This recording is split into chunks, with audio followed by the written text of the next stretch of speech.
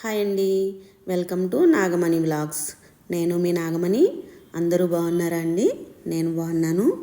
ఈరోజు మన రెసిపీ వచ్చేసి డబల్ కమీటా. డబల్ కమీటా ఎలా చేసుకోవాలో చాలా సులభమైన పద్ధతిలో నేను చెప్తాను. వీడియో బాగా చూడండి, స్కిప్ చేయకుండా.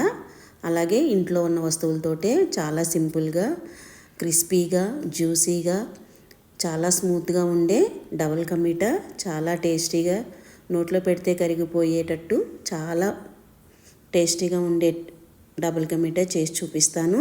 తయారీ విధానంలోకి వెళ్ళిపోదాము. ఇప్పుడు మనం బ్రెడ్ పీసెస్ తీసుకుందామండి. బ్రెడ్ పీసెస్ ఏంటంటే మీరు కొంచెం సేపు ఎండలో ఆరబెట్టుకోండి, ఒక 1/2 అవరు. లేదు అంటే ఒక 2 అవర్స్ ముందే బ్రెడ్ని ఓపెన్ చేసి గాలిలో పెట్టుకుంటే మీకు క్రిస్పీగా అయిపోతుంది. అలాగనే చేయొచ్చు. లేదంటే ఫ్యాన్ గాలి కింద 1 అవర్ పెట్టుకున్నా కూడా మీకు సరిపోతుంది. మనం సైడ్స్ని ఇలా కట్ చేసుకొని చక్కగా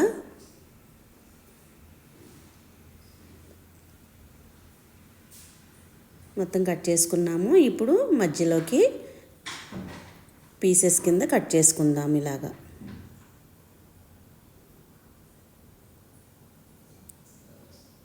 ఇలా మొత్తం బ్రెడ్ని కట్ చేసుకొని పక్కన పెట్టుకుందాం. పీసెస్ లాగా చూసారా, ఇలాగా ఒక్కొక్క పీసెస్లా తీసుకొని మనం పక్కన పెట్టుకుందాము.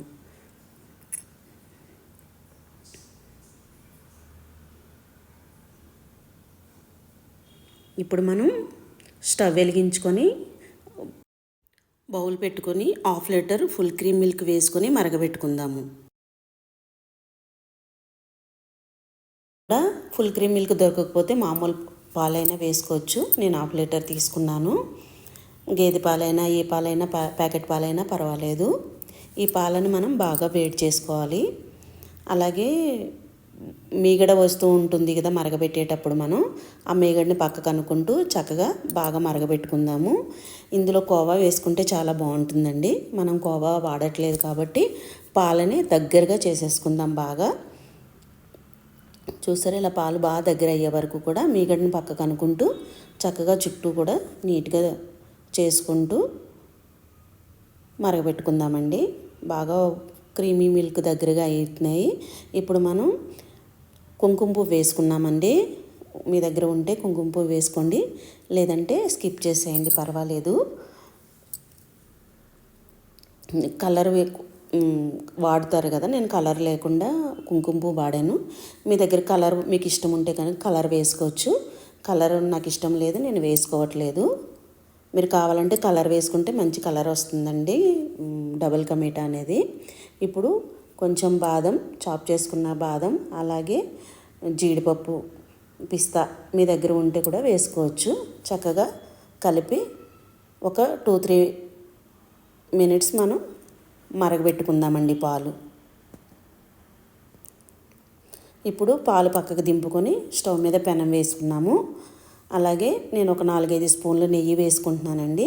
డబల్ కా మీఠాకి నెయ్యి అయితే చాలా బాగుంటుంది. ఒకవేళ నెయ్యి లేకపోతే మీరు ఆయిల్ కూడా వేసుకోవచ్చు. ఆయిల్తో పాటు ఒక 2 స్పూన్ల నెయ్యి వేసుకోవడానికి ట్రై చేయండి. ఎందుకంటే నెయ్యి ఉంటే చాలా స్వీట్ టేస్టీగా ఉంటుంది కాబట్టి నెయ్యి కూడా ఉండేటట్టు ట్రై చేయండి. ఇప్పుడు ఏదైతే జీడిపప్పులు తీసుకున్నామో అవి వేపుకుంటున్నాము. జీడిపప్పుతో పాటు మీరు కిస్మిస్లు కూడా వేసుకోవచ్చు. జీడిపప్పు ఫ్రై అయినాయండి, నేను తీసి పక్కన పెట్టుకుంటున్నాను. డ్రై ఫ్రూట్స్ ఫ్రై అయిపోయినాయి.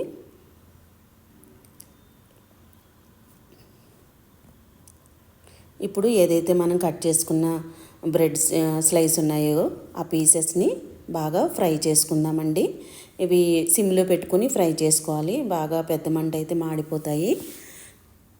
బాగా ఫ్రై అయ్యాక తీసి పక్కన పెట్టుకుని మిగతా స్లైడ్స్ కూడా మనం ఫ్రై చేసేసుకుందాము. ఇలా ఫ్రై చేసేటప్పుడు నెయ్యి మీకు తగ్గింది అనిపిస్తే కనుక ఇంకా కొంచెం నెయ్యి వేసుకొని మిగతా వాటిని కూడా ఫ్రై చేసుకొని ప్లేట్లోకి తీసేసుకుందాము.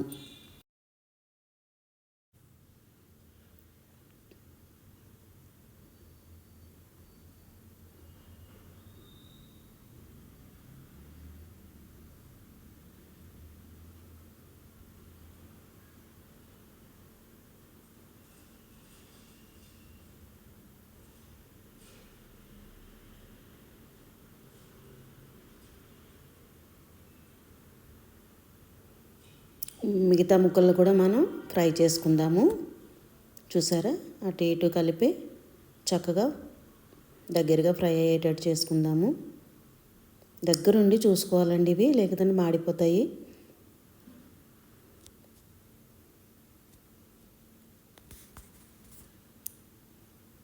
ఇవి కూడా తీసి ప్లేట్లో పెట్టేసుకుందాము.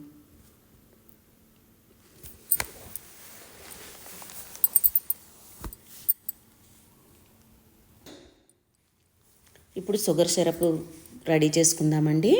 ఇప్పుడు అదే పెనంలో నెయ్యి పక్కకు తీసేసి నీట్గా టిష్యూ పేపర్తో క్లీన్ చేసేసుకున్నాను. మీరు కూడా ఇలా టిష్యూ పేపర్ ఉంటే క్లీన్ చేసుకోండి, లేదంటే వాష్ చేసుకున్నా పర్వాలేదు. ఇందులో నేను 2 కప్స్ షుగర్ వేసుకున్నానండి. మీకు లెక్క కావాలంటే ఒక 200 గ్రాములు షుగర్ వేసుకున్నాను. అలాగే ఒక కప్పు, ఏదైతే కప్పుతో తీసుకున్నానో అదే కప్పు నీళ్ళు వేసుకున్నానండి. నీళ్ళు మరుగుతున్నాయి. షుగర్ అంతా కరిగి మంచిగా పాకంలా వస్తుంది.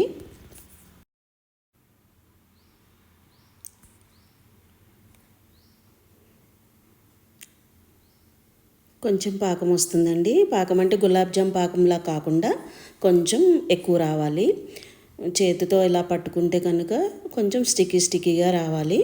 బాగా తీగ పాకం వద్దు, లైట్గా ఇలా అంటుకుంటే చేతులు సరిపోతుంది.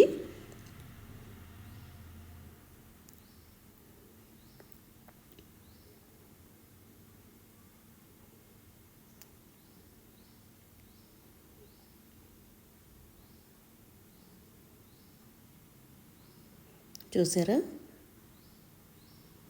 పాకం వచ్చేసింది. నేను చూపించినట్టు ఇలా స్టిక్కీగా చేతికి కొంచెం ఇలా ఉంటే సరిపోతుంది. ఇప్పుడు కొంచెం మనం 1 టీ స్పూన్ యాలకుల పొడి వేసుకుందామండి.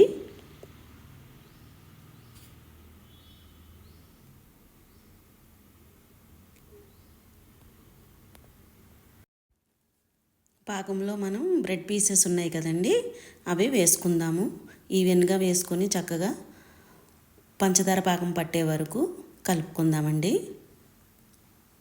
మొత్తం పీసెస్ మొత్తం వేసేసుకుందాము.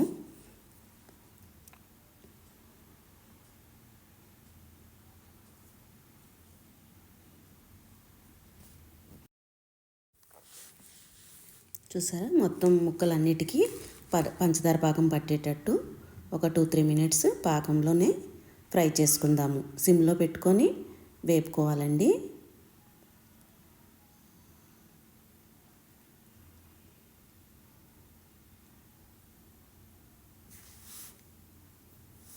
మొత్తం అన్నిటికీ పాకం చక్కగా పట్టింది. ఏదైతే మనం పాలు పెట్టుకున్నాం కదండి, ఆ పాలారబడి ఈ మిశ్రమంలో వేసేసుకుందామండి.